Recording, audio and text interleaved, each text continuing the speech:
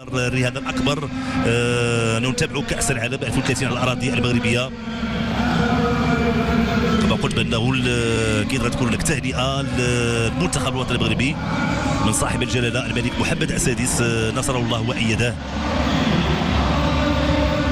فرحه كبيره لعميد المنتخب الوطني المغربي عبد الصمد الزلزولي، وننتظر تسليم الكأس الإفريقية، تسليم الكأس القارية نسخة 2023 للمنتخب الوطني المغربي. هانئا للعناصر الوطنية. إذا عبد الصمد الزلزولي كيتسلم الكأس الإفريقية، الكأس القارية.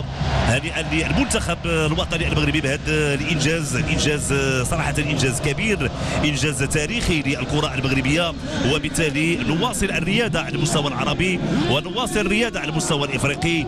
منتخب وطني المغربي اللي أكد لي الجميع بأن عنده مستويات كبيرة. هانئا إذا للمنتخب الوطني المغربي لأقل من 23 سنة، بطل هذه النسخة منتخب الوطني المغربي اللي حجز مقعد كذلك بالألعاب الأولمبية باريس 2024.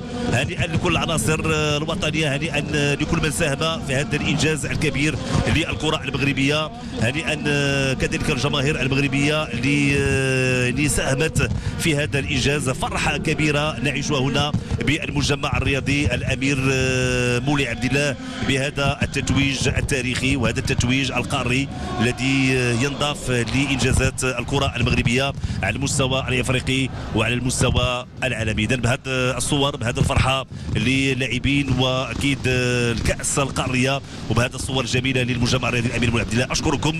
هذا هشام فرج يحييكم، ألقاكم في مناسبة قادمة بحول الله. إلى اللقاء. قلت لكم ديروا النية معنا، سنبدلوا شوية العقلية ديال الشعب المغربي. الكرة سي ليفيكاسيتي.